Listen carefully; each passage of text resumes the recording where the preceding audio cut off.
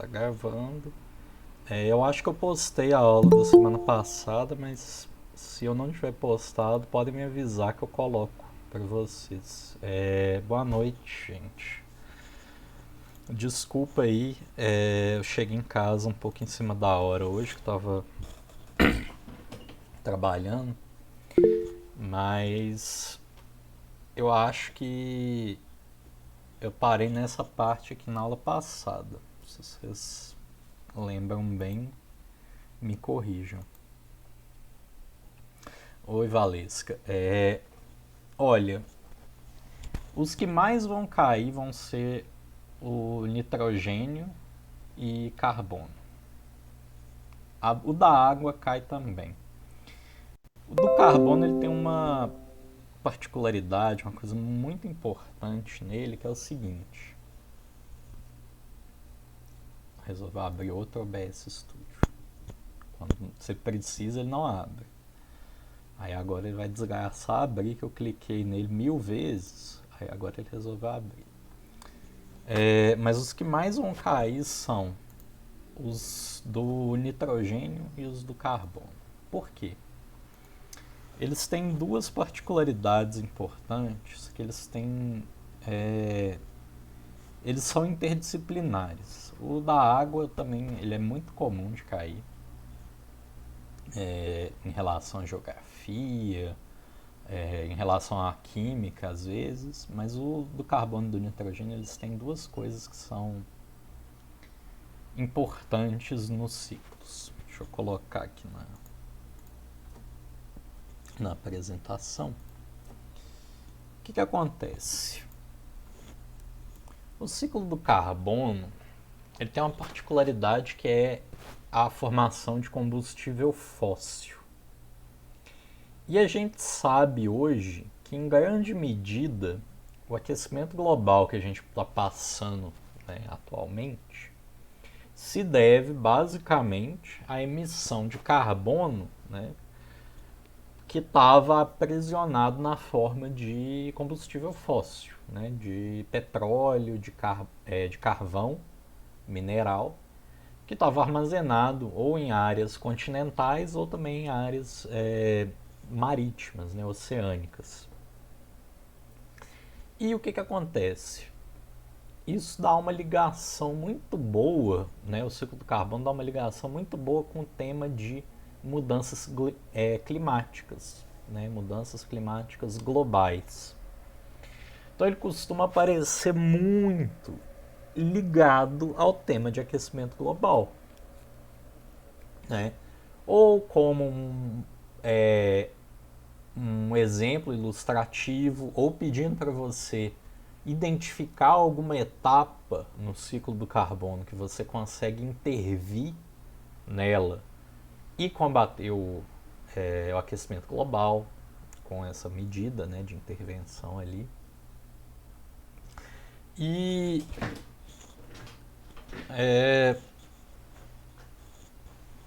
o ciclo do nitrogênio ele também tem essa particularidade. O ciclo do nitrogênio e o ciclo do enxofre. Que é o seguinte, tanto o nitrogênio quanto o enxofre são gases, né? O nitrogênio é um gás atmosférico e o enxofre pode se apresentar como gás também, na forma de H2S, mas não só como gás, ele pode ser sólido, pode ter várias formas. O do enxofre a gente nem vai estudar, mas eles podem aparecer ligados ao tema de chuva ácida. Chuva ácida é um fenômeno que acontece, né, não sei se vocês já viram na química,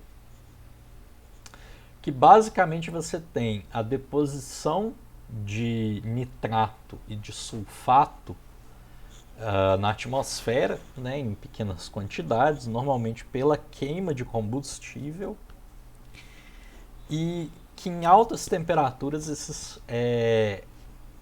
esses elementos podem se transformar em nitrato, em sulfato, e formar pequenas quantidades de ácidos, que são ácidos fortes, na atmosfera, nas nuvens.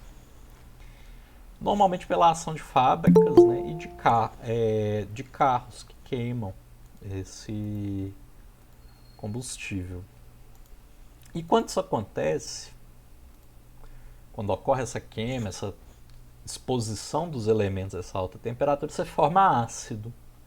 E esse ácido precipita lá junto do ciclo da água.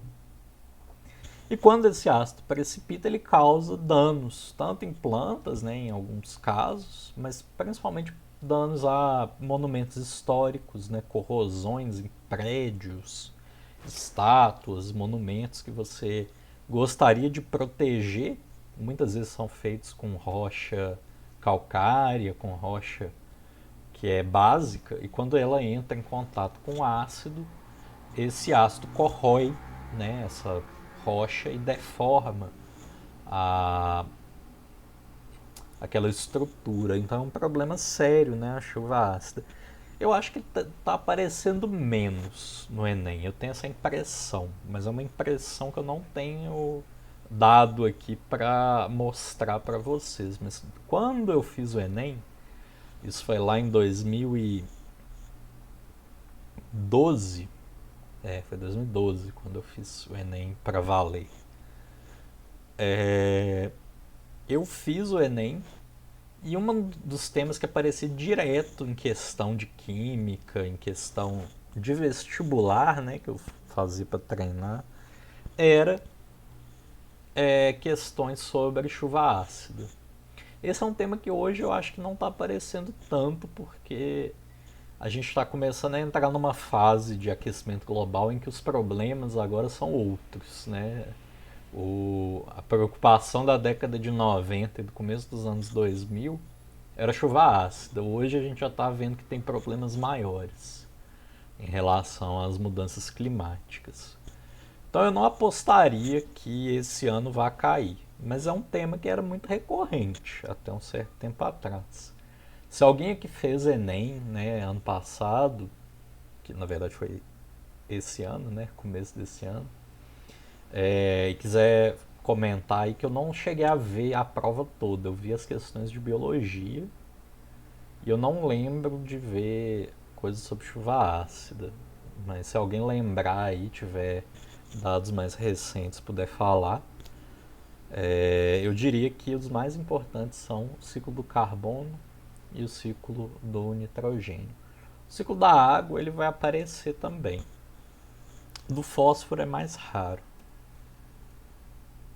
E a gente parou no do nitrogênio, não foi isso? Vocês confirmem para mim?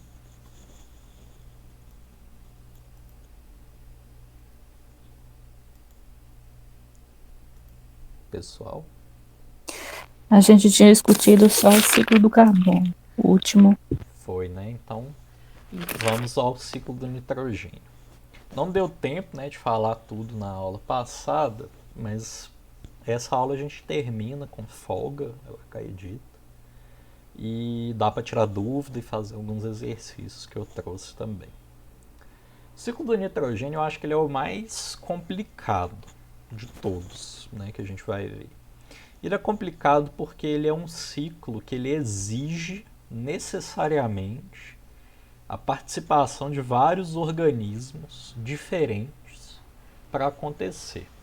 O ciclo do carbono, ele também exige a participação de organismos vivos, né? Assim como todos os outros ciclos que são biogeoquímicos, né? A gente está estudando a passagem de elementos químicos por organismos vivos, né? Por seres vivos.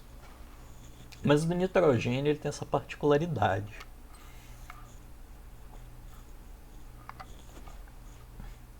Enquanto o ciclo do carbono acontece espontaneamente, né? Se você tivesse só uma planta e um decompositor, o ciclo do carbono acontece.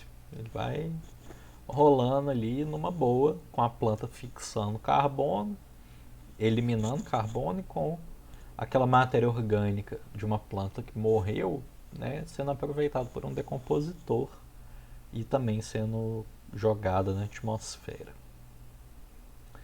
E o nitrogênio ele vai ter essa particularidade, ele vai precisar de vários micro-organismos atuando ali no ciclo para ele acontecer, para ele se completar.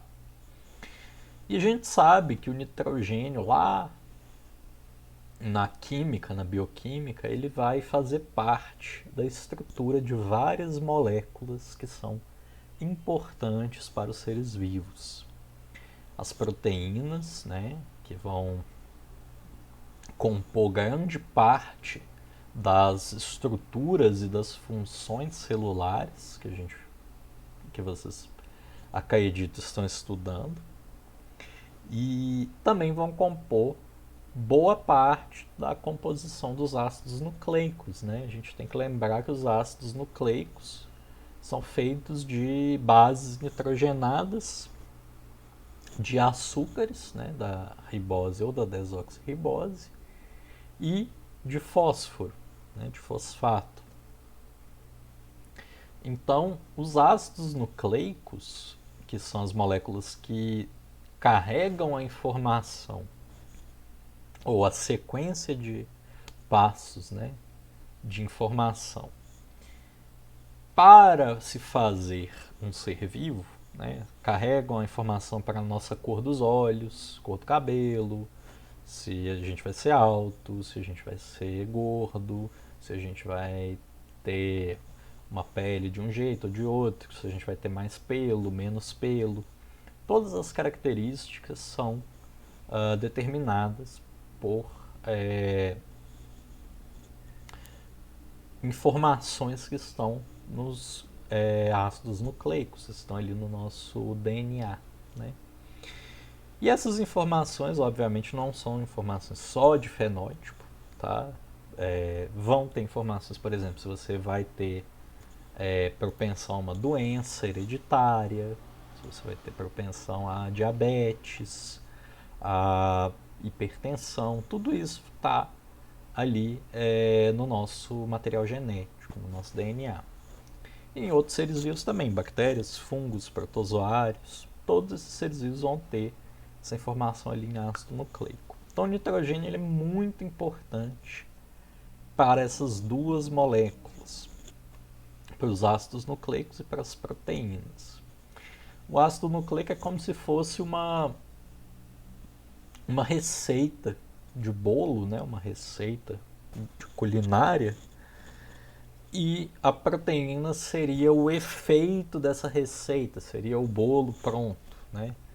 É como se os ácidos nucleicos carregassem informação para fazer a proteína, e a proteína ela exerce uma determinada função no organismo. E ele é um elemento que sem ele planta não se desenvolve. Aqui vale a gente fazer um link com a temática de agricultura, né, de agropecuária aqui no Brasil, e com alguns dos problemas que a gente tem em relação à exploração excessiva do solo. O que acontece? Não sei se alguém aqui trabalha com jardinagem, gosta de jardinagem, já cultivou plantas, mas um dos adubos que a gente compra, né, que é o adubo químico, ou fertilizante químico, ou fertilizante mineral, dá para comprar em qualquer floricultura, é o NPK. O que é esse NPK? N é nitrogênio, P de fósforo e K de potássio, que são aí os três grandes nutrientes que uma planta precisa para se desenvolver. E o que acontece?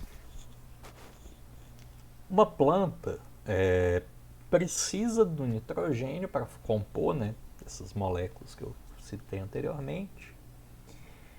E muitas vezes o que se faz na agricultura é explorar muito o solo ao ponto do esgotamento, né? O que é isso? É você cultivar lá, sei lá, milho.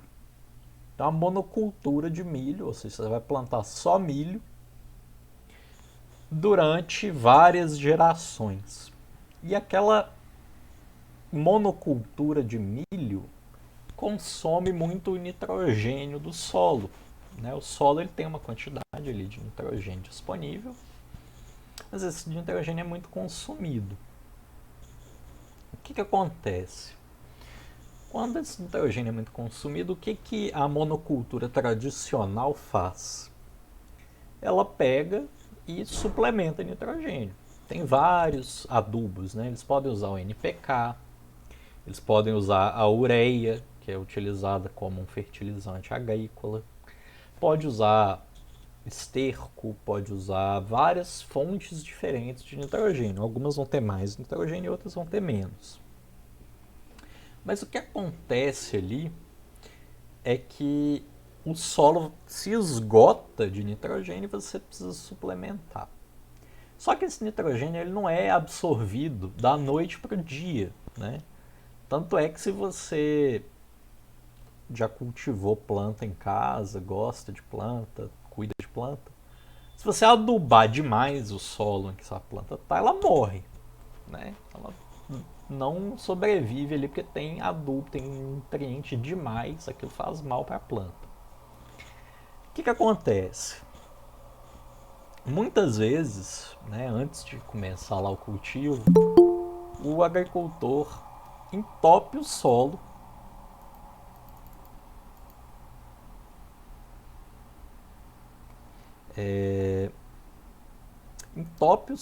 de nitrogênio, de fertilizante.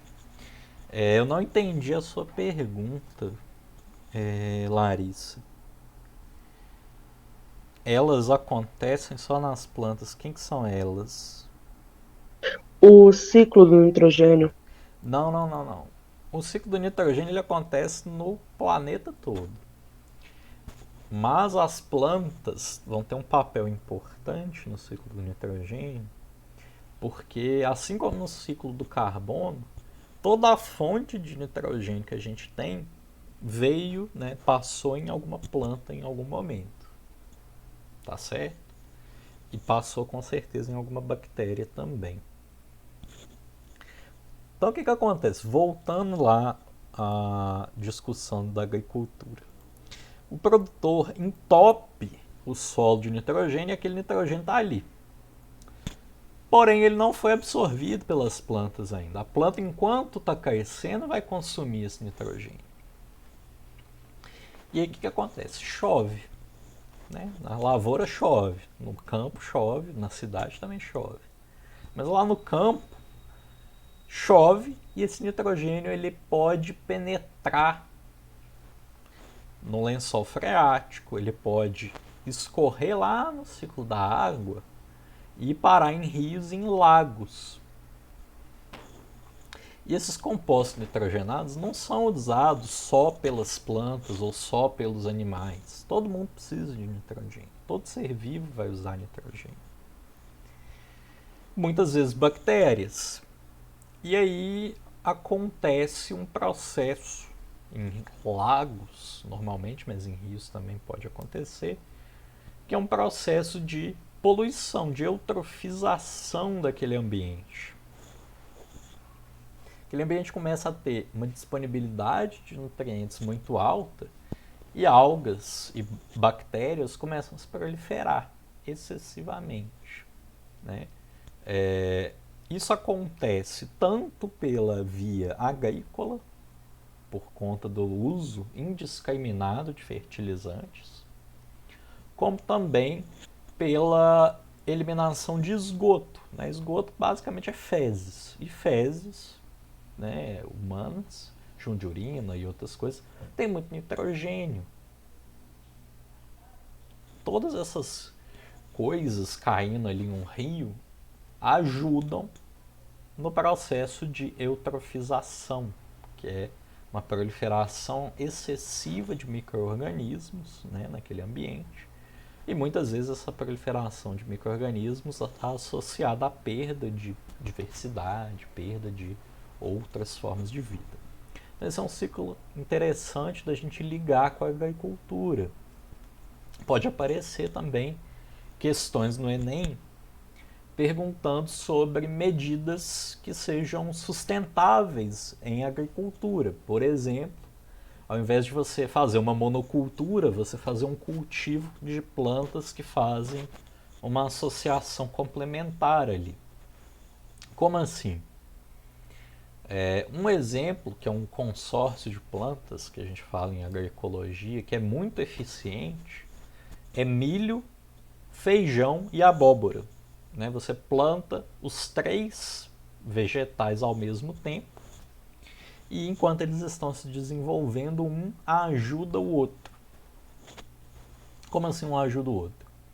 O feijão é uma leguminosa, né? Uma planta que produz aquela vagem, né? Aquela vagem que tem o feijão dentro. E todas essas plantas leguminosas têm uma particularidade na raiz delas, que é a presença de algumas bactérias que são capazes de pegar nitrogênio da atmosfera.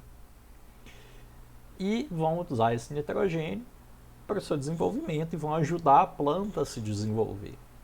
Então, feijão é uma cultura excelente para fertilizar o solo, porque traz nitrogênio para o solo. Isso ajuda o milho a crescer.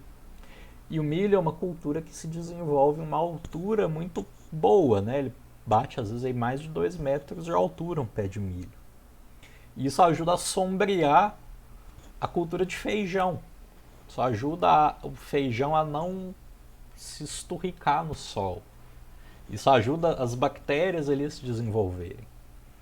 Então pode aparecer, né, algum tipo de questão no Enem sobre métodos de cultivo que envolvam a rotação de culturas, usando uma leguminosa como feijão, ou a soja, ou o grão de bico, ou N plantas que possuem, né, essa fixação de nitrogênio nas raízes, como uma forma de reduzir o uso de fertilizantes minerais, que tem aí um impacto negativo no uso na agricultura, né? Tem um impacto negativo no ambiente.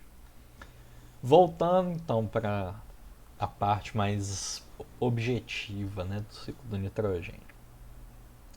As plantas, gente, são capazes de usar 2 formas de nitrogênio que não são orgânicas, né, que são formas inorgânicas que a gente fala, que são a amônia e o nitrato. A amônia é tóxica para a maioria dos animais e ela é tóxica em um nível severo, assim, né? A gente, seres humanos, não produzimos amônia. A gente elimina a amônia do nosso corpo, transformando ela em um produto menos tóxico, que é a ureia, que é muito rica em nitrogênio e que sai na nossa urina, né? A gente se alimenta de feijão, carne, alimentos que têm muito nitrogênio, e parte desse nitrogênio não é absorvido, não é aproveitado no nosso corpo, né? O nosso corpo elimina nitrogênio. O fígado transforma isso em ureia e essa ureia é excretada. E outros animais produzem amônia. É o caso, por exemplo, de peixes, né? Por isso que é muito comum, não sei também, né, se alguém já teve peixe em casa, do peixe não durar muito tempo no aquário. Por que ele não dura muito tempo no aquário? Muitas vezes as pessoas que são leigas, né, no assunto, compram peixe, que é bonitinho, compram um aquário, mas esquecem que aquela água que está ali no aquário está isolada, ela não está sendo regenerada, não chega água nova ali. No máximo, se secar um pouquinho, você põe mais água. E a água para o peixe é o ambiente onde ele excreta esse nitrogênio, na forma de amônia, que é muito tóxica para o peixe. Então é muito comum a pessoa comprar lá super empolgado um peixinho, deixar ele num aquário e passa uma semana, o peixe morreu. Esse peixe vive pouco, esse peixe não está vingando. Na verdade não é isso, é que o peixe precisa de um sistema acoplado a ele, né, ao aquário, que faça essa desintoxicação da água, que tire essa amônia. Muitas vezes você pode fazer isso usando planta, né? A planta vai aproveitar a amônia, mas o mais indicado é você ter uma colônia de bactérias que fazem essa transformação de amônia em nitrato. Aí o nitrato não é tóxico para o peixe, ele não vai ter nenhum problema. E ele é ótimo para ajudar as plantas do aquário a se desenvolver. Pode inclusive ser usado na agricultura, né? Tem produtores de peixe que aproveitam a água do tanque para fazer hidroponia. Você pode usar isso, né, para cultivar a planta como um fertilizante. A água é muito nutritiva, inclusive, porque esse nitrato fica acumulado ali, ele precisa ser usado de alguma forma. E as bactérias, né, como está escrito aqui, elas podem usar nitrogênio em todas as formas, até gás, né, o N2. Algumas delas conseguem fazer isso, conseguem quebrar o N2 e usar ele como fonte de nitrogênio para suas proteínas, né?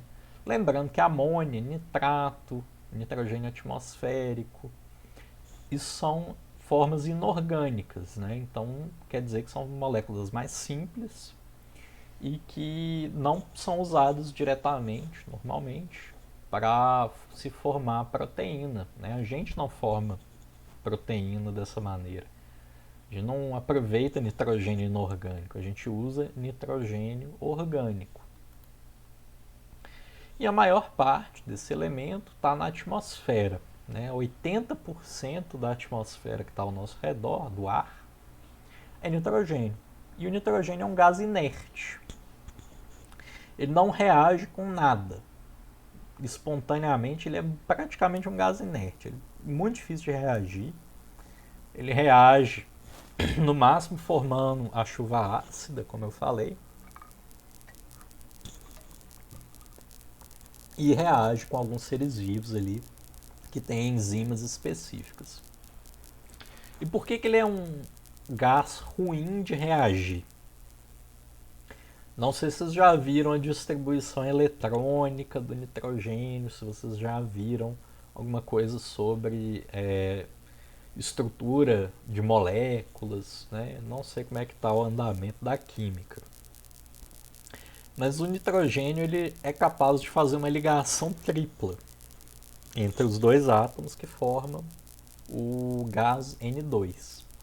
E essa ligação tripla, ela tem 6 elétrons ali que estão sendo compartilhados. E como é uma ligação tripla, ela é mais forte, ela é mais difícil de quebrar do que uma ligação dupla, que é mais difícil do que uma ligação simples. Então, para você usar nitrogênio atmosférico, é meio que custoso, é difícil de você separar o nitrogênio, né, o N2, em N e N, para você usar. Só bactérias conseguem fazer isso.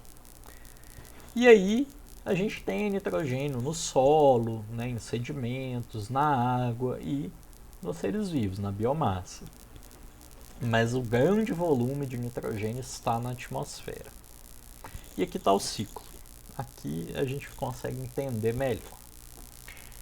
Como é um ciclo, como eu já falei para vocês, não importa onde a gente comece. Mas a gente tem, nitrogênio atmosférico, N2, dificílimo de ser usado. E seres vivos, né, tanto uma planta, quanto um coelho, quanto um fungo, quanto uma bactéria, precisam desse nitrogênio para formar proteínas e ácidos nucleicos. E só algumas bactérias conseguem usar esse nitrogênio atmosférico. Só elas. E elas que são responsáveis por permitir que a gente tenha aminoácidos e proteínas e ácidos nucleicos nos seres vivos, né? Eles são responsáveis por permitir que esses seres vivos se desenvolvam e cresçam. E aí, como é que ocorre a fixação, que é transformar esse nitrogênio inerte em um nitrogênio que pode ser aproveitado, pode ser transformado. A gente tem lá nas leguminosas bactérias que fixam esse nitrogênio, são capazes de transformar esse N2 em moléculas orgânicas ou mesmo em amônia. E aí as plantas, né, um feijão, uma vagem, uma leguminosa, aproveita esse nitrogênio. Se vocês tirarem um feijão, né, da terra, uma leguminosa da terra, e observarem as raízes, vocês vão ver que ela tem esses nódulos, elas têm essas bolinhas na raiz mesmo, que é onde essas bactérias habitam ali numa relação de mutualismo. Mas no solo você também tem bactérias que fazem essa fixação, que transformam N2 em amônia. E aí, essa amônia, né, que foi transformada nesse processo, precisa ser transformada ainda em formas que sejam mais aproveitáveis para as plantas e para outros seres vivos. No aquário é muito comum, né? O peixe lá está excretando amônia, é muito comum você precisar então inserir um filtro que vai fazer uma filtragem biológica dessa amônia. O que é uma filtragem biológica? É um processo em que bactérias, né, ou organismos vão estar envolvidos, organismos vivos, e que vão transformar e vão diminuir a quantidade de amônia. Então você tem lá uma colônia de bactérias no solo, você tem bactérias que fazem isso também, que fazem a nitrificação. E aí aqui esse processo de nitrificação é um processo geral, tá? Ele descreve tanto a bactéria que pega a amônia e transforma em nitrito, que é NO2-, quanto a bactéria que pega o nitrito, e isso aqui é uma ordem, tá? Não tem como eu pegar amônia e transformar em nitrato diretamente. Então existem bactérias que aproveitam o nitrito e transformam em nitrato, que é NO3-, que é a forma menos tóxica desse nitrogênio e mais aproveitável por plantas e por organismos que são capazes de usar nitrogênio inorgânico. Aí, esse processo de nitrificação ele pode ser dividido em duas etapas. A nitratação, que é a formação de nitrato, e a nitrosação, que é a formação de nitrito. Não precisa saber isso, tá? Para o Enem vai aparecer só a nitrificação. Acho pouco provável que eles separem o processo. É uma decoreba boba, assim, não serve para nada. E no solo a gente tem bactérias capazes de fazer a desnitrificação, ou seja, pegar nitrato e transformar em N2. Elas fazem isso, né? Existem bactérias que fazem isso, que aproveitam esse nitrato e no processo transformam em N2. Então volta uma parte do nitrogênio na forma de N2. Mas o grosso desse nitrato é assimilado por plantas, tanto na terra quanto na água. E essas plantas podem morrer, né, e serem decompostas, e aí os decompositores vão produzir amônia, e aí essa amônia vai ser nitrificada, ou essas plantas podem ser consumidas por um coelho, que pode morrer, ser decomposto em amônia, e essa amônia vai ser nitrificada. Ou o coelho pode ser comido por uma pessoa, por um gato, por uma onça, por um lobo-guará, por qualquer animal, né, carnívoro.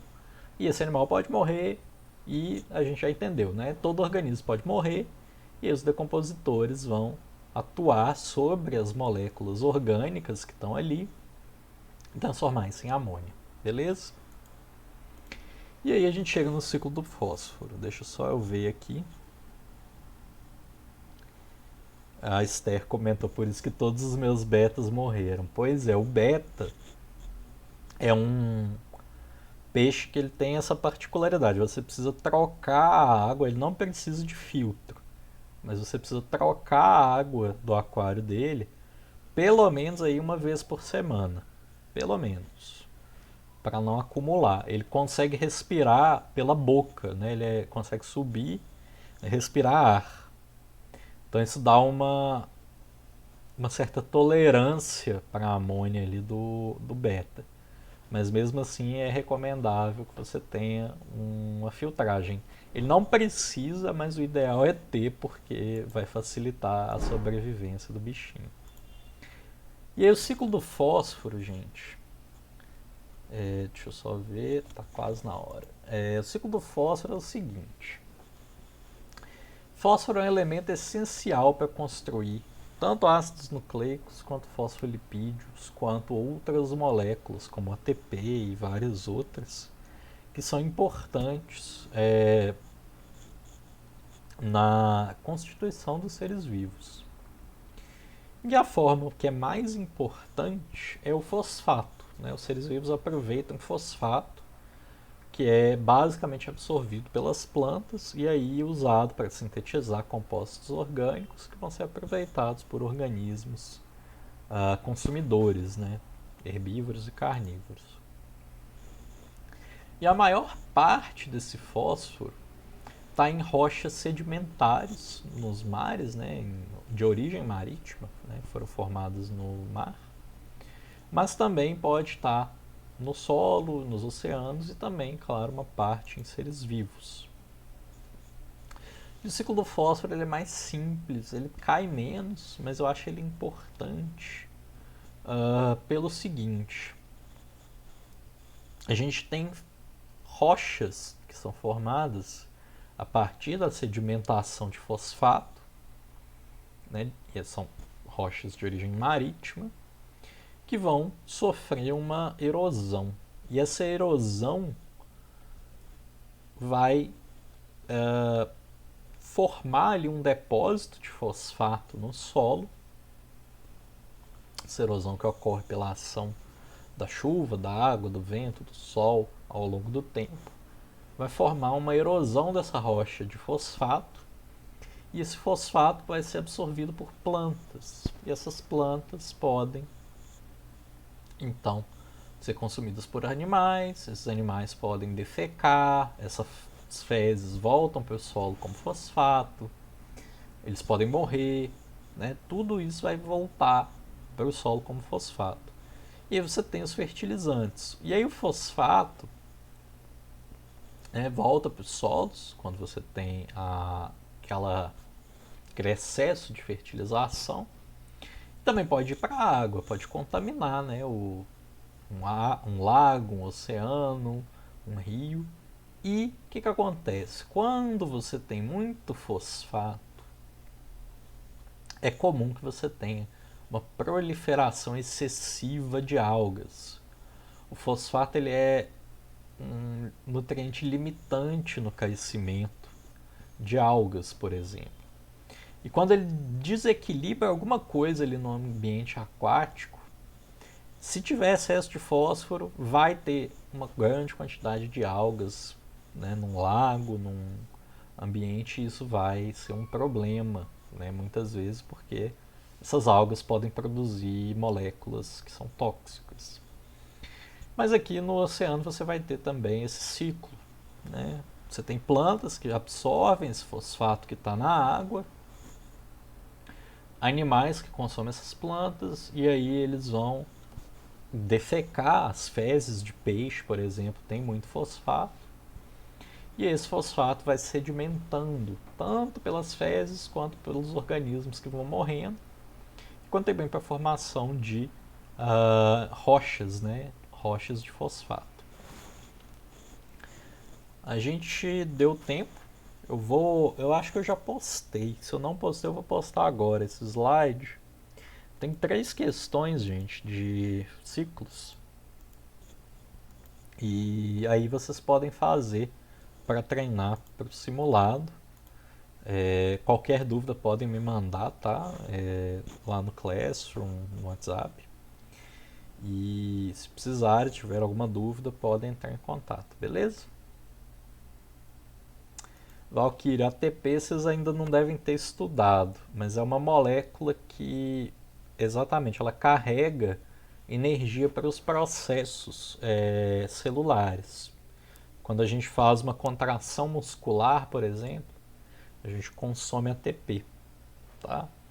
Ela é como se fosse uma moeda de troca para carregar energia, uma molécula muito energética que vai fazer essa intermediação nas reações que precisam de energia. De nada, gente, vocês estão liberados, tá? Podem ir lá para a próxima aula, que já até estourou o tempo.